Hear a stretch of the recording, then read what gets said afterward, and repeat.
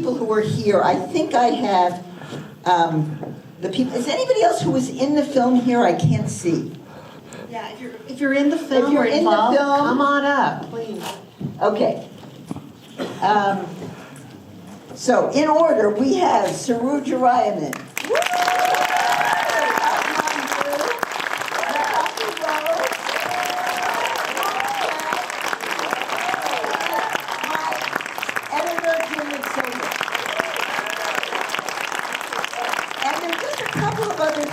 That I need to make. And we can't see the audience. Can we turn up the house lights at all? Is that possible?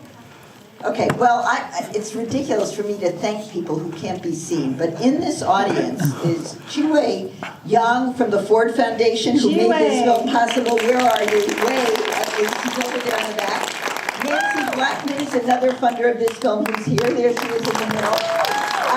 And there are many people who have been, my friends and supporters, or given me a place to stay in Washington and in New York, Karen Abrams and Holly Blum. And Shar Woods is here somewhere, who was my location and production person in Washington on several occasions. Well, first of all, let me thank you because I've been a waiter and bartender much of my life, and I really, really, really appreciate this film and all the work you do. So, yeah, and I tip hugely all the time because it's really hard work and people deserve it. So, Abby, do you want to say any words? How did the film start? How did this film come to you? This film came to me because I heard Saru speak. Four years ago, I think it was, and I thought, if I did not know that the tip minimum wage in many states was $2.13 an hour, there were going to be a lot of other people who didn't know. So I want to ask the audience, how many of you came in here tonight knowing that the tip minimum wage in 17 states is, if you're not like a friend of mine and been living through this film, how many of you knew that? A group of you know, how many of you had never heard of it, that there was a $2.30? Okay, that's why I made the film. Wow. I made the film to educate people across this country so we could maybe, get the word out that this is something that we need to be thinking about and doing something about. So there are a couple of things to me that I just want to say that are amazing. So you guys clapped when it looked like the DC ordinance, Initiative 77 passed. Well, it did pass. Okay, it did pass. That was good news. But I thought that was going to be the end of the movie.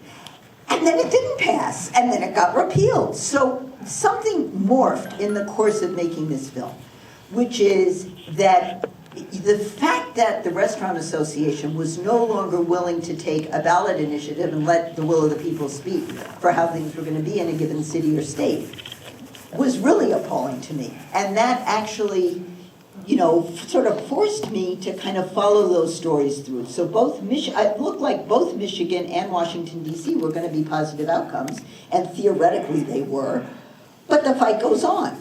So that's sort of another meta message about, you can't just assume a victory and go from there. So anyhow, so that was another thing that kind of infused the spirit of this film, because not only was I appalled that the tip minimum wage was $2.13 an hour, but I was appalled at what was happening to our democracy. And those two things together really combined to kind of trying to do our best to do as much as we could to help people who don't follow this daily find out more about what was going on. So, I think, Saru, maybe you want to say something about what's going on in New York State, since there are a lot of New Yorkers here? Sure. Thank you, everybody, for coming. Thank you to Abby for making the film. Thank you to everybody who was involved. Thank you to the other, besides the folks on the stage, there are other ROC and One Fair Wage people who are here. Shamila, Wait. Leslie, Vicky, and I'm sure others I can't see very well. This year, thanks to Me Too and Time's Up, 16 states actually introduced bills to fully eliminate the minimum wage for tipped workers. Here in New York State, Governor Cuomo, thanks to Me Too and Time's Up, said he was going to enact one fair wage. He has actually the executive authority to do it. He doesn't even need the legislature. He could have done it any time. And so he said he would. He held hearings across the state all last year. And then, since then, he's basically sat on it. And so we need everybody's help to call him to say enough is enough. If California and, for God's sakes, Alaska can do this, then New York State can do this. If the conservative Democrats in the US House of Representatives can pass this, then for God's sakes, New York State can do it. And it just became way more urgent. 3 weeks ago, President Trump revoked all federal protections for tipped workers. So it used to be that there were protections that, you had to interact with customers to be paid a sub-minimum wage. Gone. It used to be that you had to make a certain amount of money in tips to be paid a sub-minimum wage. Gone. The new rule is you can make just $30 an hour, a month, excuse me. You can make $30 a month in tips and be paid a sub-minimum wage.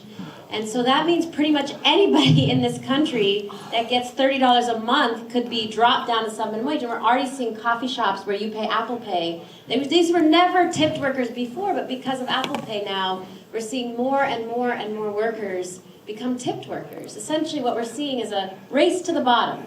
Trump is taking away all protections, and everybody's going to be a tipped worker because everybody could be a tipped worker because employers can get away with it. And so the bottom line is, as long as we allow there to be a sub-minimum wage for anybody, there will be ultimately a sub-minimum wage for everybody, because it is no longer just restaurant workers. It is nail salon, it is car wash. Now it's Instacart and DoorDash workers, Uber, Lyft drivers. Now it's retail workers.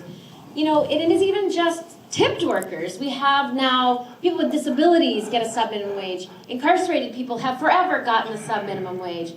It is spreading across the economy so that ultimately, if we allow corporations to control our democracy, as you saw in this film, we will not actually have a minimum wage anymore as it was intended to be. So we have to stop it now, and New York can be a leader in stopping it. If we all call Governor Cuomo and say enough is enough, have New York be the leader that it's supposed to be, follow the US House of Representatives, and enact unfair wage.